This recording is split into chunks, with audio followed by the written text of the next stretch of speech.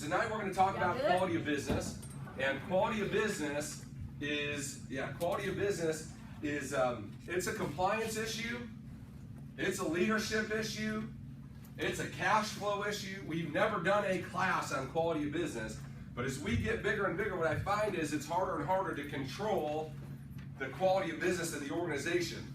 So tonight we're going to go through this. It's going to be interactive. You can ask questions, but I'm going to give you some insight into how quality of business works. Because if you have a great quality of business, everything is better.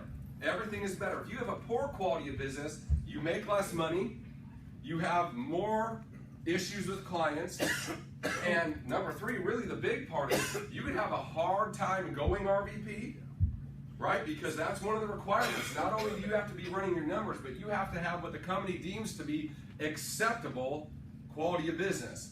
Okay, and I'm going to go through why that is in a second, and what it is, and then how to do it. Okay, but we don't want to have people that are ready to go to RVP that can't go to RVP because they're messing around like this is a game. It's not a game, this is a business. You treat it like a business, it's going to pay you like a business. You treat this like a game, it's going to pay you like a game. Okay, so we want you to make sure you can get to RVP, number one. And number two, when you are an RVP, quality of business dictates two things: your bonuses and your comp level. So you understand, if you're an RVP with bad quality of business, potentially you can be paid less than your contract says. Why?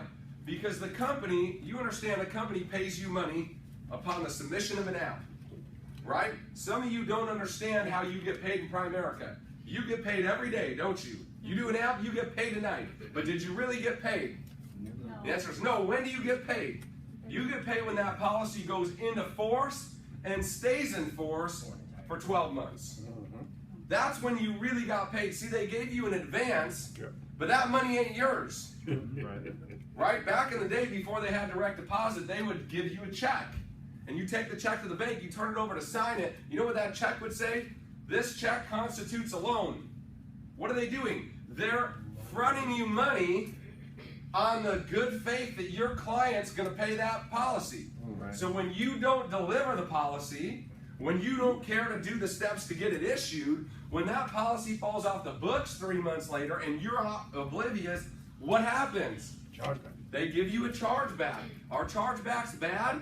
Not necessarily. The company's getting your attention. Wake up, sweetheart. Right? They've been trying to get your attention, but you weren't paying attention until they took the money. And you're like, whoa, where did that go? Right? So by the way, some of you don't know because you don't do enough business. Primerica doesn't come into your account and take money back, right? You all understand that? What do? They give you a chargeback that your next sale goes into. Okay? So if you do the things that I teach you tonight, you can virtually eliminate chargebacks. You're still going to have some. Listen, sometimes the best deals in the world go sideways. You ain't going to get around that. Sometimes that happens. But quality of business is about a number of things. Okay? Quality of business is about process, follow-up, and the numbers. What's it about, George? Process, follow-up, and the numbers. And the numbers. There's three things, right? Okay? So how many of you have noticed that when you do a sale, it doesn't all just magically happen how it should sometimes? Any of you figure that out yet? Sometimes your client goes into witness protection the moment after you sell to them. The paramed can't get a hold of them. The telephone underwriter can't get a hold of them. Our admin can't get a hold of them. You can't get a hold of them. They're just gone, right? But they need to do some things to get that policy issued, namely a telephone interview, a paramed, sometimes some other things that are outstanding, right? So you got to learn the process, the follow-up, and the numbers, okay? So here's the mathematical equation. Some of you don't like math, but that's okay. You're going to get over it. This is the calculation for quality of business. Quality of business stands for Quality Business Index. It is a mathematical calculation based on your previous history of how much of your business you write today is going to stay on the books for 12 months. So out of the 100 apps you write today, how many are going to get issued, in place, and stay in force for 12 months? So this is a number called taken times persistency. Okay, two words, taken and persistency. Taken we'll get to in a second, but taken is you submit 100 apps, how many of the apps come out the other side and the client accepts the policy? That's taken, right? Persistency is how many of the ones that got taken made it all the way for 12 months. You understand? So you multiply those two numbers together, a certain percentage don't go through at all, a certain percentage of the ones that did go through didn't go through for 12 months. You times that together, that's a mathematical number based on how your business is going to perform in the future. You understand? Okay, this is a 17-month average. QBI is a 17-month average. What does that mean? Okay, they track the numbers on a monthly basis for 17 months. And those totals combine and they give you a working average. So next month, what is not going to be included in your QBI total calculations anymore? Whatever happened 18 months ago. Right? What is going to be in that calculation? Whatever happens next month. So you're always replacing 17 months ago with what you do right now. Everybody understand that? So this is good and bad. It's good because a lot of numbers. You don't just have one bad month and then everything's shot. It's bad because it's like trying to steer the dadgum Titanic when you've got a big bunch of business. Right? We have 2,000, 3,000 apps in our app count all the time.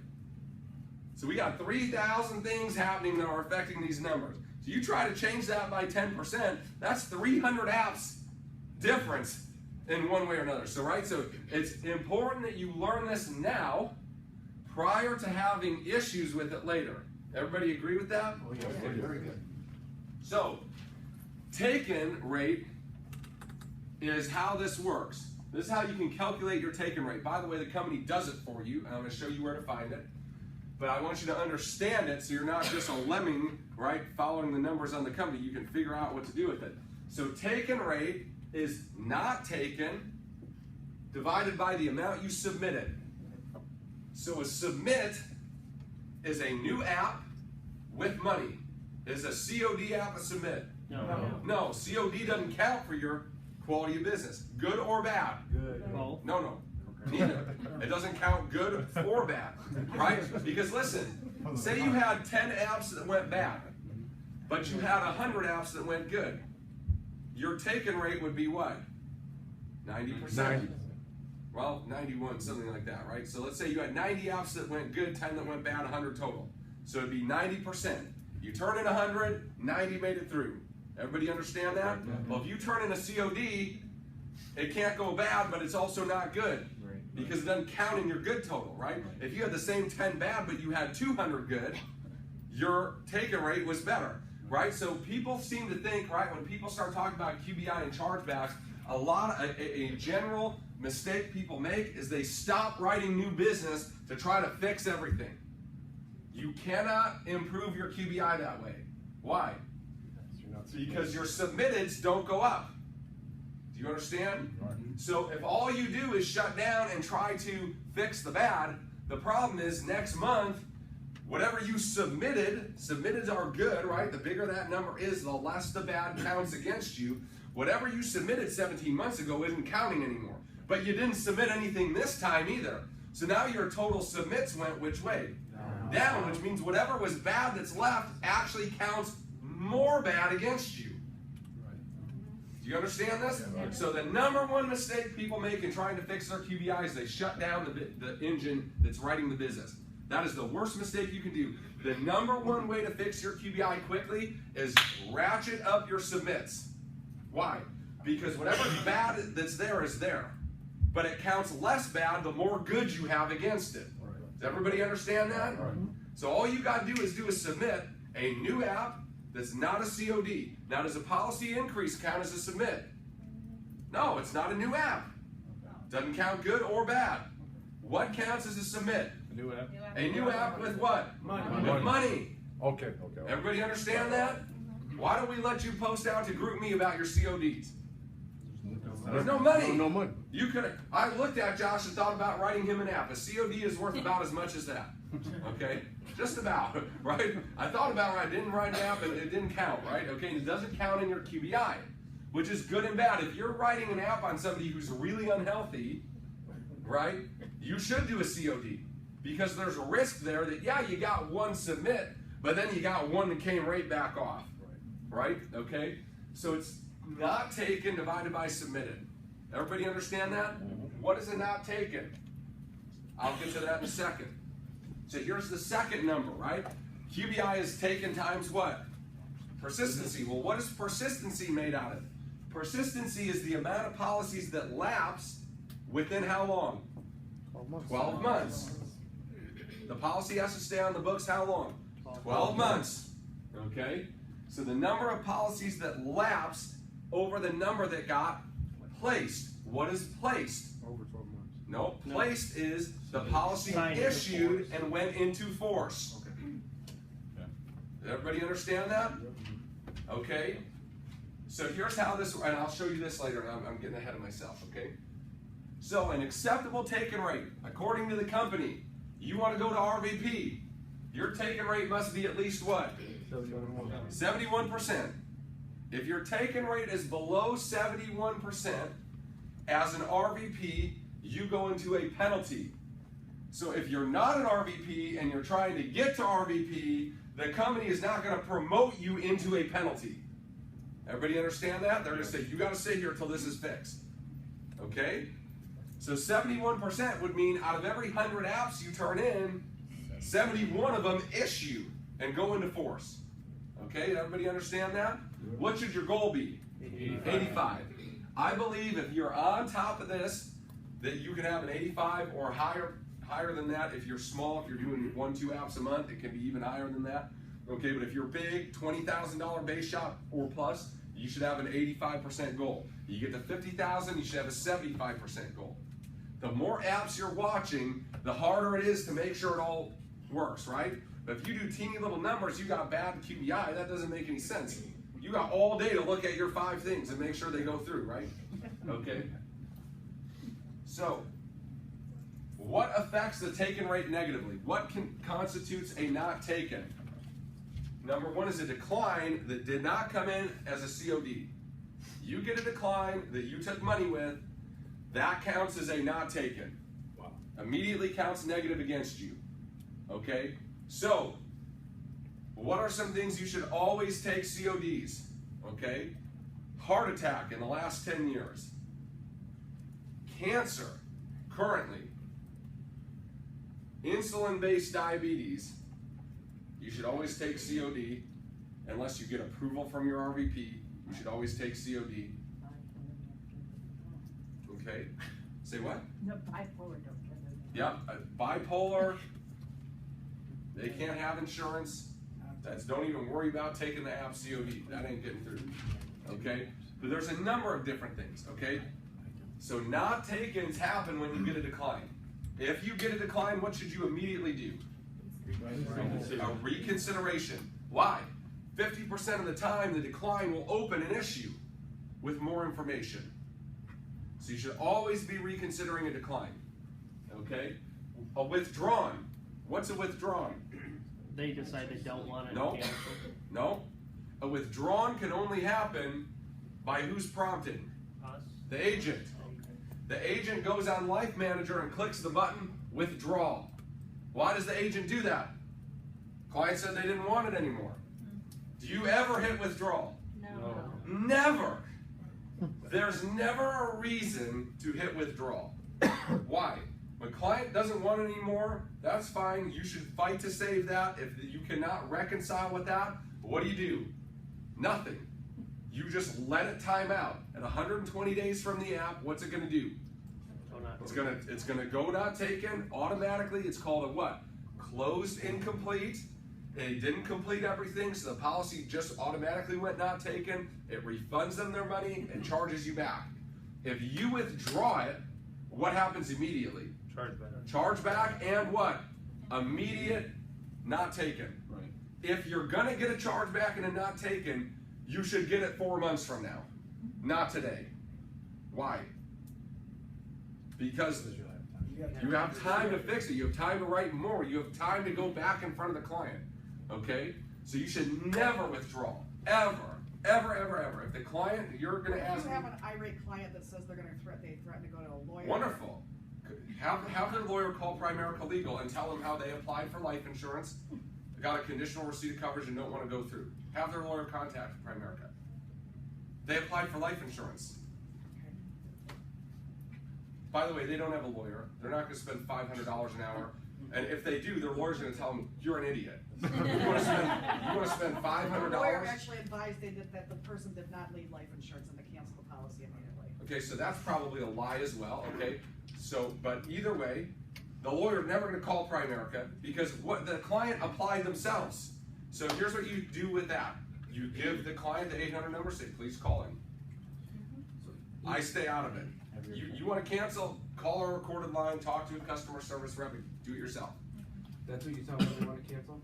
Right, what I tell them is this. What I tell them is, look, in 90 days, you're just gonna get the escrow back. Right now, you're covered for free. You might as well keep the free coverage. If you change your mind, let me know. And if they're crazy, like, I want my money back right now, or I'm gonna do this, I say, great, here's the 800 number, please call. Yep, but I don't ever withdraw. Never, ever, ever do I withdraw. I've never pushed withdrawal once. I will never push withdrawal once. If the client needs that to happen, then they're welcome to take care of it on their own, right? But I'm not going to assist them, nor can I, right? I can't call in and get them to cancel. I can hit withdrawal, but I'm not hitting withdrawal. If you want to do it, call. I mean, if they, you actually take the cash from them. You don't ever take cash. No, from them. I mean, you actually with money, you take the life app with money. Yep. Okay. With a bank draft. Right, with a bank draft. And they say, no, I want this. I don't want this because money came out of their account too soon. Okay. So they get So when does money come out of the account, you all? 2 to 3 days. 2 to 3 days. Right. So they get irate because of that happening. Well, But if you tell them that they are covered with insurance, they signed something saying that money was going to come out in this amount of time. right. Right. I'm just using the scenario. So you have a client that has totally lost their mind. They're upset at you about something they did. Right. Okay. And now you said that if you tell them, hey, you have life insurance for amount of time, but if they're not letting the paramedics come and take then they don't have anything. If there's a requirement that they're not fulfilling. If their conditional coverage is shutting down, is what you're saying? Right. Sure. That's what I'm saying. Yeah. So I just still tell them. I say, look, in 120 days you're gonna get the money back. It's automatically gonna happen. You don't need to do anything, and that's totally true, right? Right. Yeah. But my job is not to. I spent my time teaching them, doing the right thing for them. They went clinically insane, okay, and decided they did not want to do the right thing. Waste my time, right? So, all right, buddy, you're on your own then, because you don't want my help. You want my help to help your family, then you can navigate the rest of this on your own. And it's not rude or wrong or bad. That's how it is, right? I didn't do anything wrong. You change your mind. Here's how to deal with it, right? That's right. So decline non-COD, they're no longer conditionally covered, right? Yeah, if they decline, it's not conditionally covered. Yeah, that's why they decline it. They don't want to cover them. So when do we ever hit withdrawal? Never. Never. If the client wants to act quickly, give them the 800 number and stay out of it. Stay out of it, right? So if the customer does call the 800 number, which one of that and withdraw, which one or whatever they're doing, which does it fall into? Withdrawn. The company will withdraw it. Okay. Yep, company will withdraw it. But again, I've written more apps than everybody in this room combined. I've never had a client call in and withdraw. I've had clients change their mind and not go forward, but I've never had one call in and withdraw. So again, something's wrong on what you're saying with people if you have clients that are really upset at you. I mean, I've never had a client be really upset with me. Or if they were, they never called me and told me about it. Right? So if you just follow the process and you tell people the right thing, then you generally don't have problems. Right? And if there's a legitimate problem, like one time we had Primerica draft the same guy's account like 4 times in 2 days, right? That was a legitimate problem. Something was wrong with billing. They were really upset. Primerica took care of it in 24 hours. So sometimes you get hiccups in a process, but that has nothing to do with you or me. So what's our job? You guys are taking... Leonard, listen, man, I'm really sorry that's happening to you. Clearly we don't do that all the time or we wouldn't have a business. I'm gonna get back to you in 10 minutes with a solution. And then I call and I take care of it.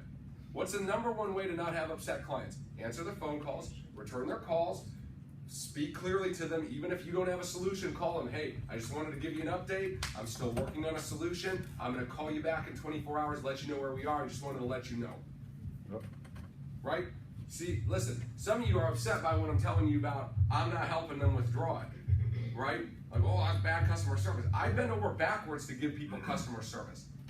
But I'm not going to give them customer service to screw their family. Right. You want to screw your family, that's on you. Right. You go ahead and call in, so we got your voice on the call when you die 2 weeks from now, and your family's all pissed off as heck about how you don't have insurance. We'll play them that tape. I'm not dealing with it. Why didn't you stop him? I had nothing to do with it, ma'am. I told him what to do. I advised him. He took his own action. We've got a recording of him there. I'm sorry. You understand? I don't get involved in people making poor choices. I'll help them make good choices all the time. You want to make poor choices, that's yours, and that's not bad customer service. Right? That's me not being involved in them making poor choices. I'm not, here's the number. You can call right now in 30 seconds. You call and get that bill. Here's the number. I'll give them the number, tell them exactly what to do, but they're going to do that on their own.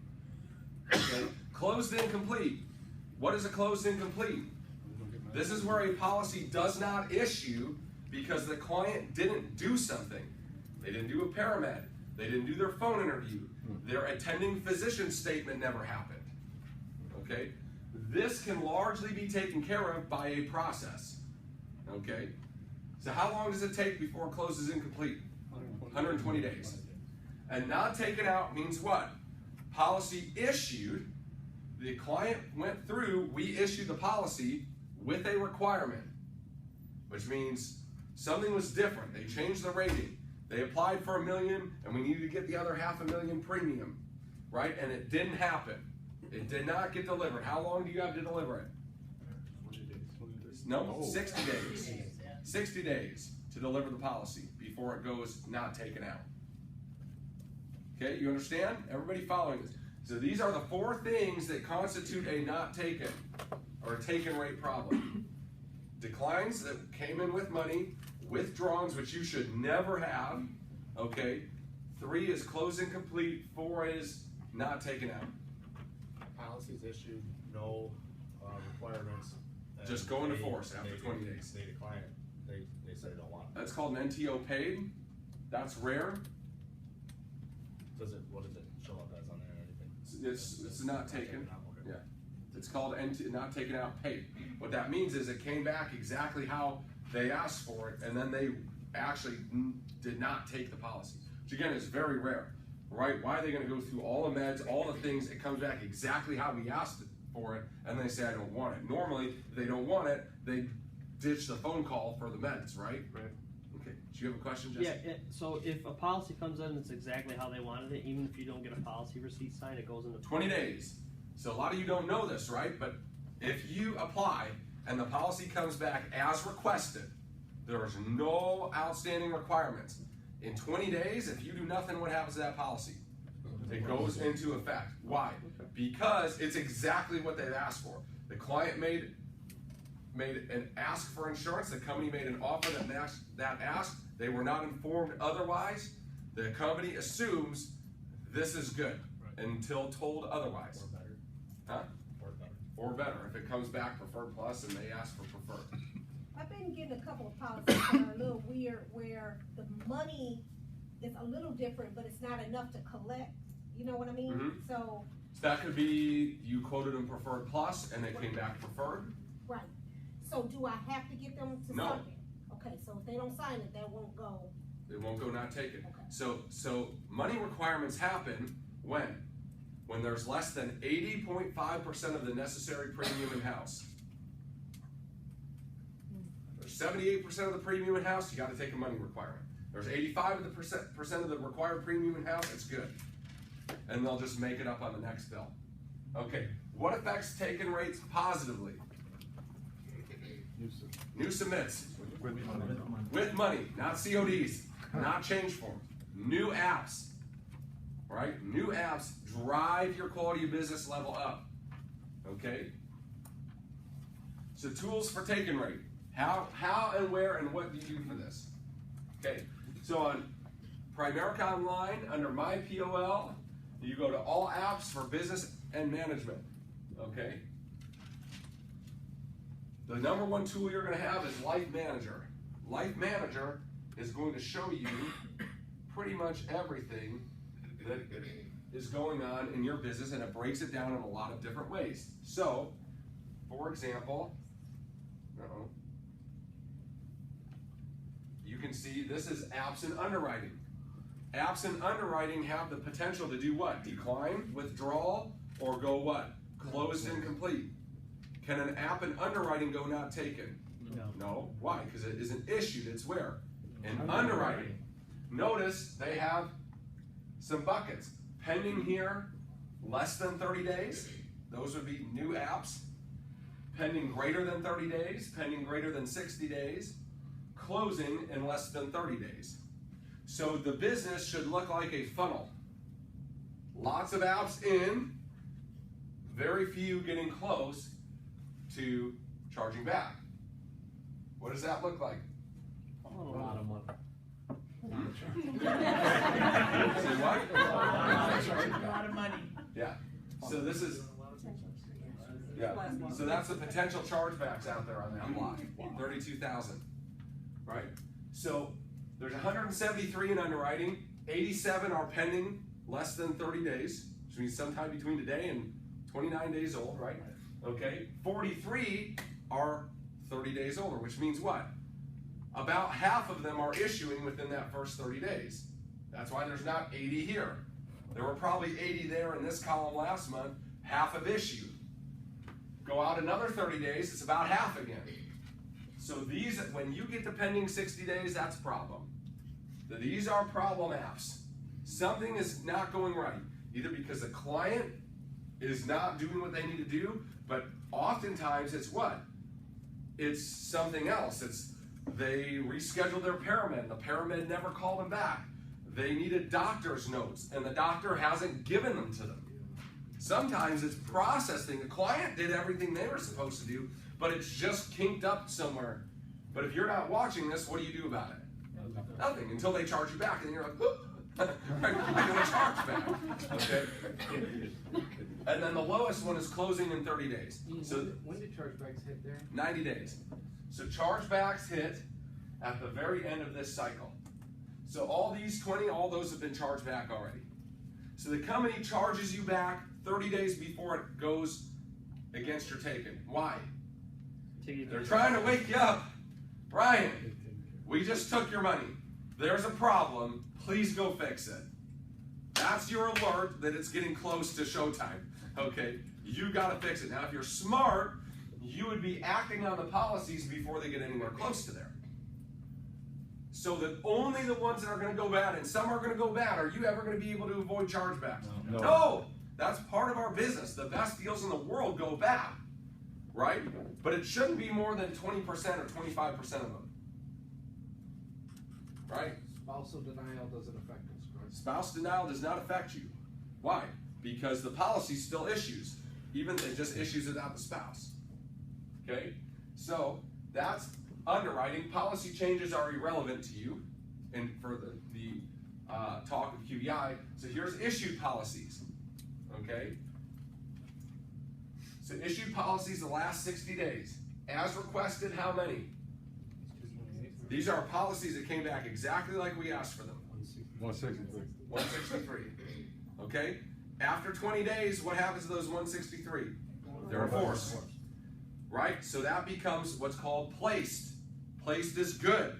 That's that numerator in that math problem. The more placed you have, the less a not placed counts against you. Do you understand? Mm-hmm. Okay? Or elapsed. So now there's 65 with delivery requirements. What happens after 60 days? Chargeback. Gone. Charge back, and it goes what? Not taken. Not taken out. Okay? So watch this. You want to drive your placed case count because you want your persistency to go up. Where's all your placed hiding? You get that delivered, and it becomes placed. You understand? So from this column, it's either going to get delivered or it's going to go not taken. When you deliver it, it now went from neutral to good. You don't deliver, it went from neutral to bad. You understand? Questions? Going once, going twice. All right, and then you can see final actions, right? Declines. The problem with the final actions is it does take into account CODs. So this is not an accurate number. So we have 15 declines in the last 30 days.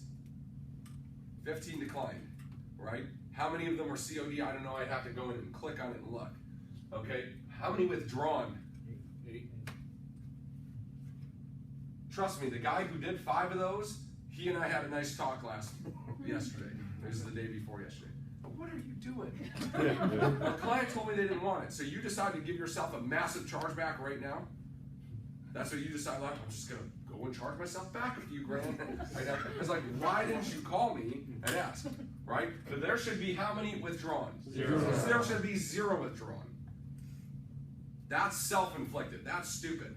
Why? Again, why should you kick it off a little longer if you can avoid it? Because if it doesn't go into this month, when does it affect your QBI? Not right now. So if it's going to affect your QBI, it might as well affect it sometime, not now. Do you understand this? So, the next place for you to look on the same all apps and client management is persistency. So you click on persistency, and this is what you're going to see.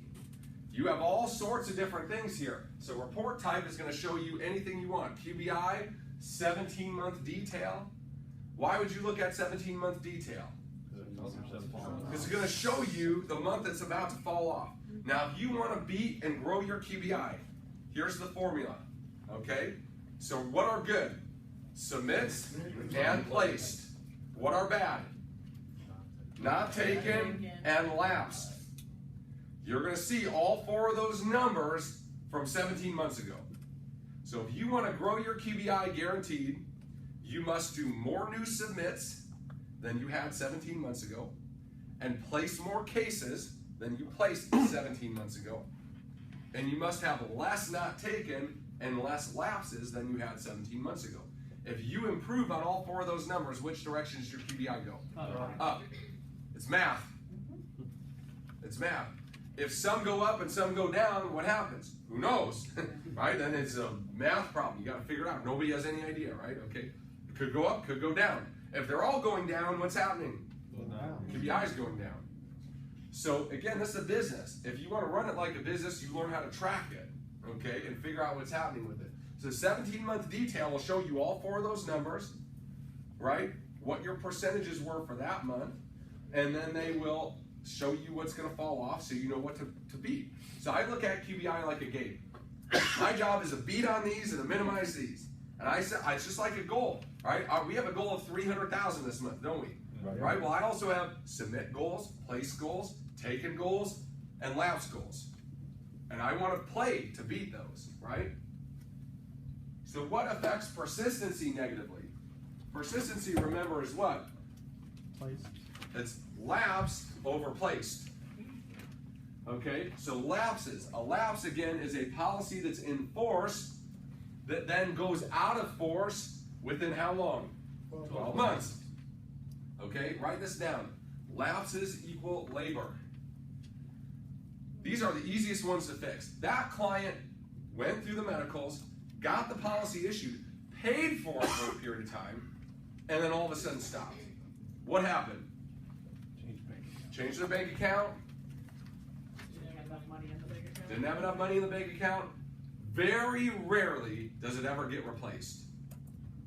1 out of 50 times is somebody else selling them something different. 49 out of 50 times, they just stop paying for it. Okay? So, are you going to be able to reopen all your lapses? No. But you should be able to reopen some, because a lot of times they don't even know it lapsed. I had a guy reach out to me the other day. He's like, crap, my policy lapsed. I looked 7 months ago. But it had been in force for a year, so it doesn't show up on this report. Remember, if the policy stays in force for 12 months and then it lapses, what happens to your QBI? Nothing. So previously, the companies had no way to track it. They just didn't care, right? But now there's a report that you can look at that stuff on. Okay? So what affects persistency positively? Placed. Placed is what? Issued as requested after 20 days, it goes into force, or what? Issued with requirements that get delivered. Delivered.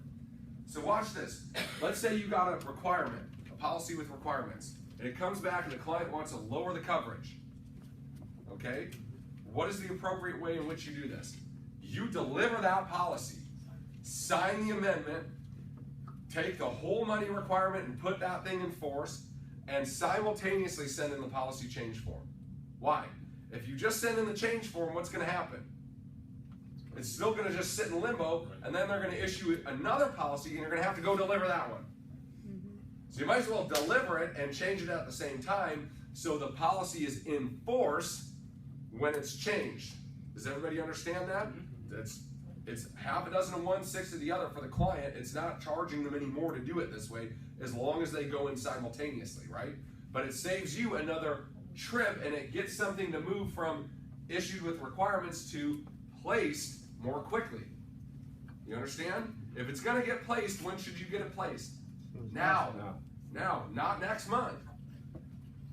So, Chuck, as far as the accounting goes on that, let's say for easy math, it's a $50 monthly premium.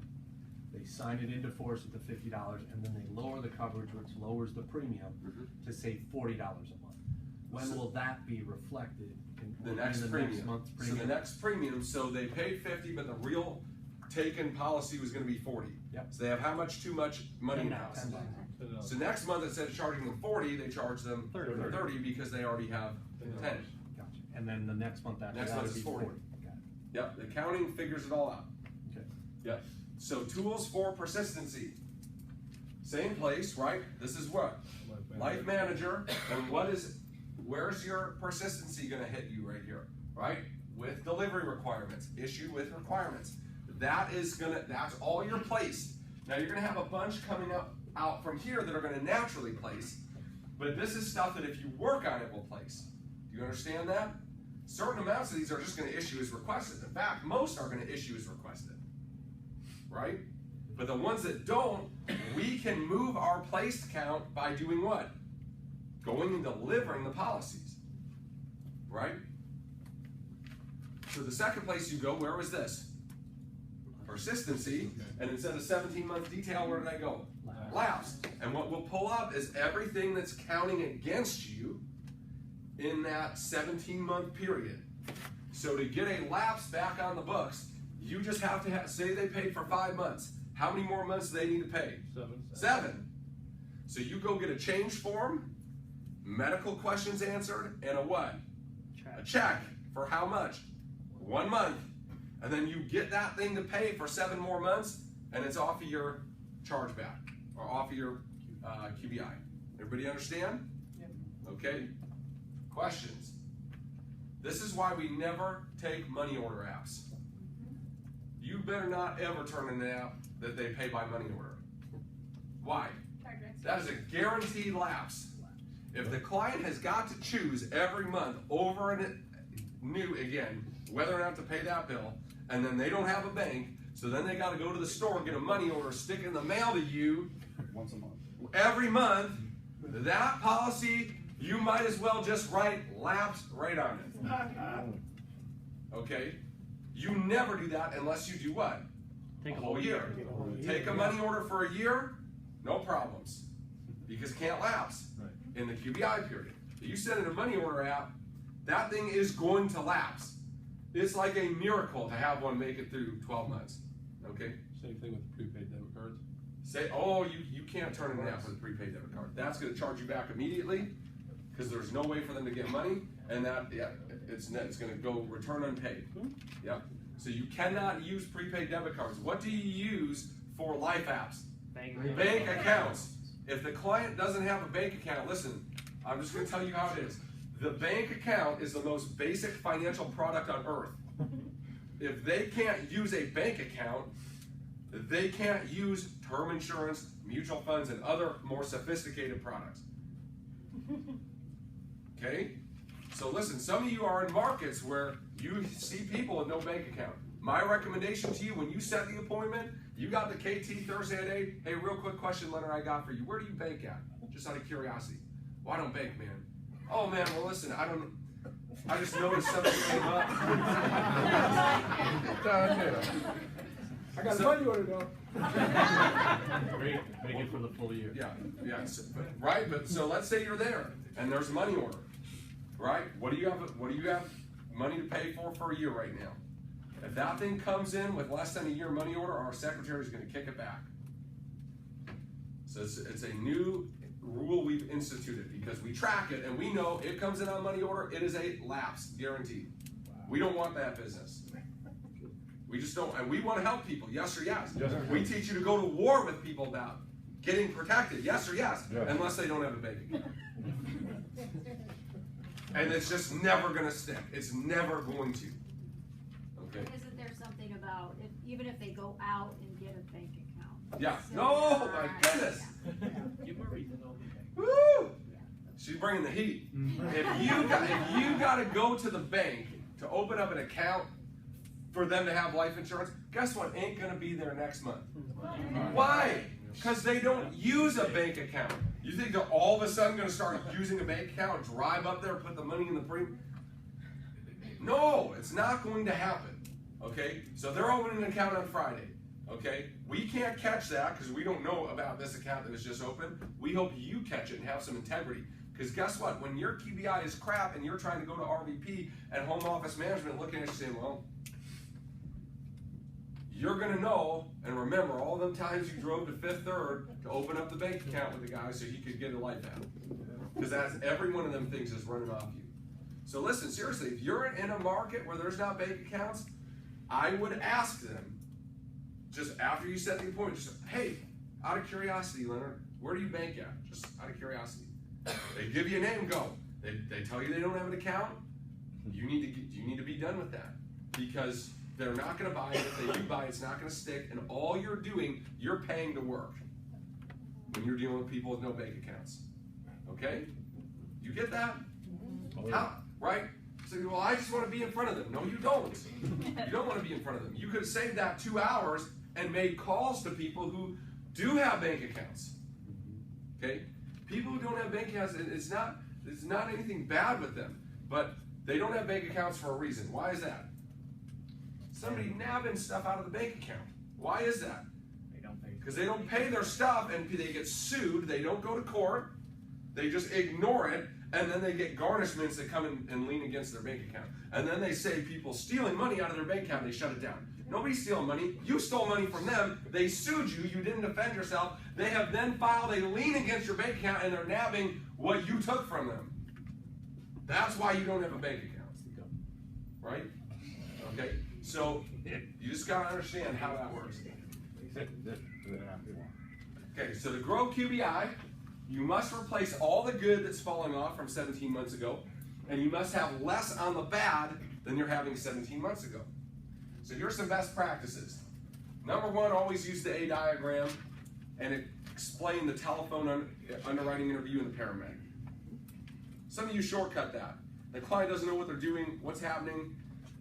They feel like you just bamboozled them into something. Did you? No. No. But is that how they feel? Yeah. So what's reality? That's That's how they feel. Perception. Okay? So take the 2 minutes and explain to them using the A diagram, this is what's going to happen, this is what's required, these are your time frames, please get the paramedics done quickly. Okay? Set the client expectations. Bob, listen, I need you to get these both done this week for me. Okay? Can you make sure that that happens? I'm going to call you at the end of the week and just make sure that that's good. Okay? What is this? This is what? Yeah. This is a leave behind. You are required by law to leave this on every app you sell. Okay? You can email it, which is what I do. I don't leave them paper. I want it sitting in their inbox. So as soon as it's done, I say, hey, I'm emailing you something right now. Bing, you got it? Yeah, I got it. Great. Perfect. That right there eliminates so much buyer's remorse, it's not even funny.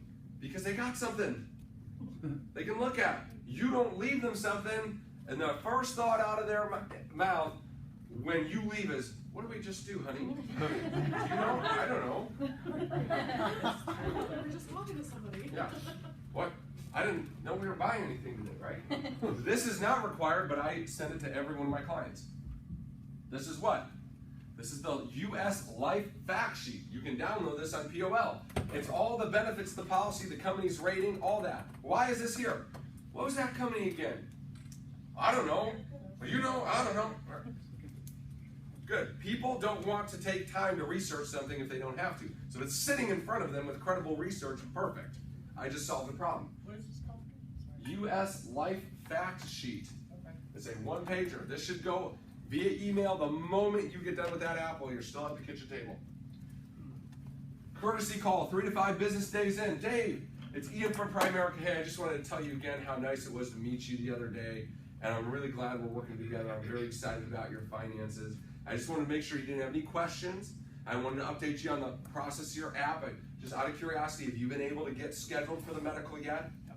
Great. Okay. And what day is that on? I'm just going to make some notes here. Great. And have you done the telephone interview yet? Yes. Great. So Dave, listen, about 2 weeks, remember, about 2 weeks after you get that done for me, I'm going to call you and I'm going to have a policy, okay? Now, you didn't set the paramedic. No. Now, did they call you? They might have. So you just haven't gotten back to them? Yeah. Dave, listen, do you have 2 minutes right now? I'd love to just knock this out. I know how busy you are. Let's just make a 3-way call real quickly to the paramedic. We'll get it set up now. Okay? If that policy goes further than 30 days without a med, the odds of it going through drop drastically. Why? It's just easier to put it off. It's human nature. Don't fight it. Don't wish it were different. Do something about it. Which means what? Call in 3 to 5 days, and if the med isn't scheduled, what do? You 3-way call with them and you get it scheduled, right? Send a handwritten card. When should you do this? Okay, I'm not very good at this anymore because I don't do very many personal sales, okay? But when I was really building, I would send a handwritten card. Hey, Dave, it was really nice meeting you the other day. Thanks for allowing me into your home. I'm looking forward to building a great relationship with you. Put your business card in it. If you do 5 clients a week personally, is that a lot? No. That's a lot. That's $20,000 a month of production. Personal premium. So that's $20 if it's a buck a card a month. And if it stops one case from charging you back for $500 and you spent 20, was that a good investment? No. Yeah. Secondly, who gets handwritten cards anymore? No way. Okay. Our clients. Right? Hey, listen, we're committed to good customer service, right? For customers that want to help themselves, okay? And so this will go a mile, because if there's any buyer's remorse there, they're like, man, look what Bobby just sent us. I didn't know about that guy, but I've never had, I don't know. They feel bad now, canceling on you. Like, who sends me a card? This guy seems really nice. Yeah. Okay. Pruk, I take it one step further too. So when their policy goes into place, we've always talked about putting their information, birthday, that kind of stuff, and sending that again. Sure. Which keeps it. I mean, imagine their birthday's 5 months from now. You know, it keeps it in force and keeps you top of mind. Sure, absolutely. The more communication you have with them, the better. Okay. So discuss term-to-term conversion and grandfather clause on delivery. When you deliver a policy, right, you need to go and watch my talk on policy delivery, okay? Because I literally tell him, Leonard, let me show you why this policy is worth its weight in gold. I go through the conversion feature, and here's exactly what I say to him. I say, Leonard, if anybody ever tries to get you to cancel this, you need to roll this policy up and start beating them in the head. Okay? Leonard, and the reason why is, I don't care if it's $10 a month cheaper, $20 a month cheaper, you're giving up a grandfathered lifetime health rating to save $10. You might save $10 for a few years, but you're gonna get really hosed. At some point, you're not gonna be healthy enough to get this, and this is till you're 100. So don't ever let anybody swap this out. Whatever they're selling you, it ain't like this. You understand? Great. My personal persistency rate's like 94.8 something %. 1 out of 20 that places that I write lapses in 12 months. 1 out of 20. Some of your persistency rates are hideous. Okay? So that's the end of the QBI talk tonight. Who has questions on what they heard? Okay, numbers of them. Go ahead. Does closed and complete or not taken, do those affect you differently? No, they're all part of the greater taken issue. When CODs get put on the books, how does that work? When CODs get issued and you deliver them, they become what? Placed. Submit and placed at the same time. So that was good. So lapse and NTO affect you differently. Yes. So not takens are part of what? Taken or lapse? Taken. So not takens are part of the taken rate. So what happens on taken rate? Remember, if you fall below 71 on a taken rate, what happens to you in the base shop? Nothing. What happens to you as an RVP? You get penalized. What is your penalty? Instead of getting 75% advances, you get 50% advances. So you get paid the same amount, but instead of getting 75% now, 25% in months 10, 11, 12, you get 50% now. And the other 50% in months 7 through 12. You understand? They pay you the same, but it slows down your comp. Why? Because they're saying, hey, 3 or more out of 10 of these ain't going through, so why do we keep giving you all this money up front? Right?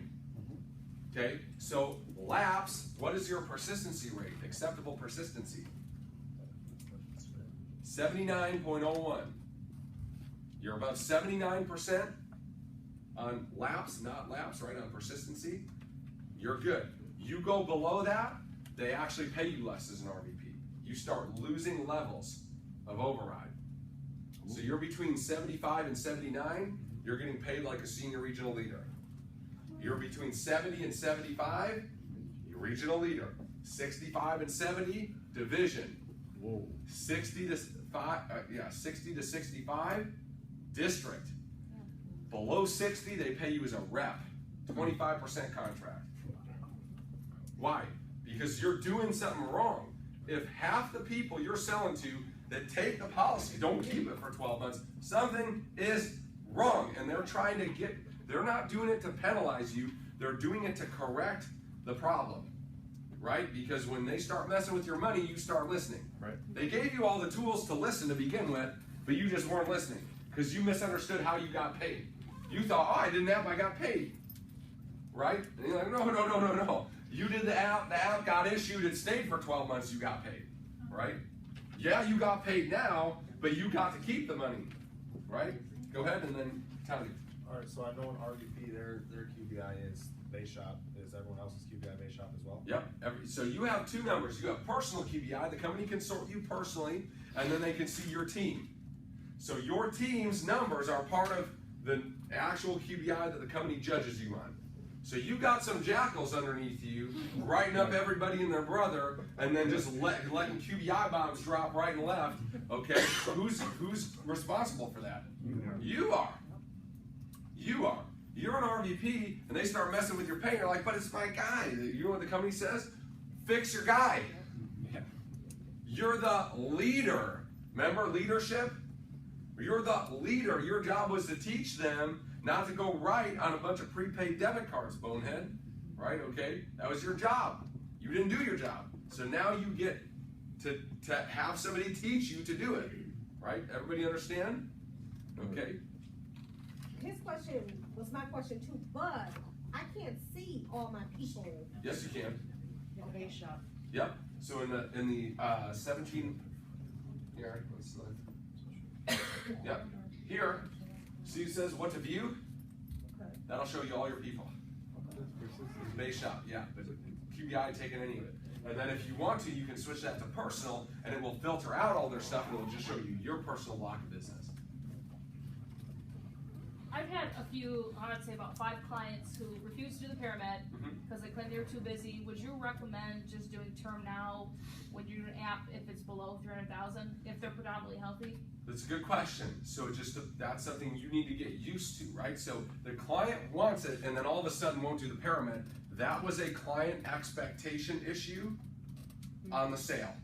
Oh, by the way, you gotta do that. And do they diagram, this is gonna happen, I need you to do this in the next week. Are you? Everything, but they're just like, oh, I'll get to it when I get to it. They don't see So the value okay, in that. so you need to know this is an issue for you. So you need to slow down right there on the A diagram and ask them, I need you to get this done the next 7 days. Can you do that?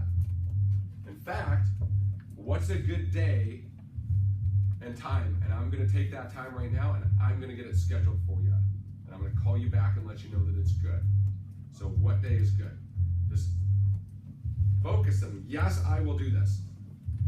All right, Josh, so you're good. Because listen, sometimes people tell me they're good and they're not good and they don't do it. And I got to call them 3 or 4 times. Josh, look, I don't look that tough, man, but you want me up here with a crowbar hitting me in the ankle, okay, right? Okay, so you're good for this? You promise? Okay, I'm not going to have to call you and be like, Josh, bro, because I'm going to go Nancy Kerrigan, Tanya Harding on you. It's going to be bad. Yeah, I'm just being funny, right? And I might say this if I have a good rapport with the client and they're laughing. Unless they are figure skaters whose dreams were broken. I suppose that those people are 1 out of 100,000 odds of being it, right? But I might just be a little jovial with them, but tell them, you're going to do this, right? So term now does not require a paramedic, generally speaking. The problem is it just goes into force. So if they're going to not go through with it, I would rather them not go through during the taken phase, because if I have a problem, I at least still get paid the same, I just get paid slower. If they have problems and it's already in force, that's a what? That's a lapse. So now I'm getting paid less if I go into penalty. So if I'm going to have a penalty, I'd rather have a taken penalty than a lapse penalty. So I don't do a lot of term now for that reason. If you're going to change your mind on me, I want you to change it now. Not after it's issued. Because after it's issued and you change your mind, that's a lapse, and that is worse than a taken issue. You understand? So should you do term now? I don't know. That's up to you, right? But you got to make some choices for your business. But that is easy to crack. You ask them 5 times, you're good for this time, right? Yes. You're not going to tell me you can't do it, right? Yes. Okay? Any other questions? Man, you guys look more fired up about Primarily than I ever seen. QBI. Like, man, I just got out of the greatest QBI session ever. I heard about all the reasons people cancel, all the things. I heard about chargebacks. I heard about taking penalties. Man, I'm fired up to build. All right, y'all, have a great day. Hello. Ian, I've got it pulled up.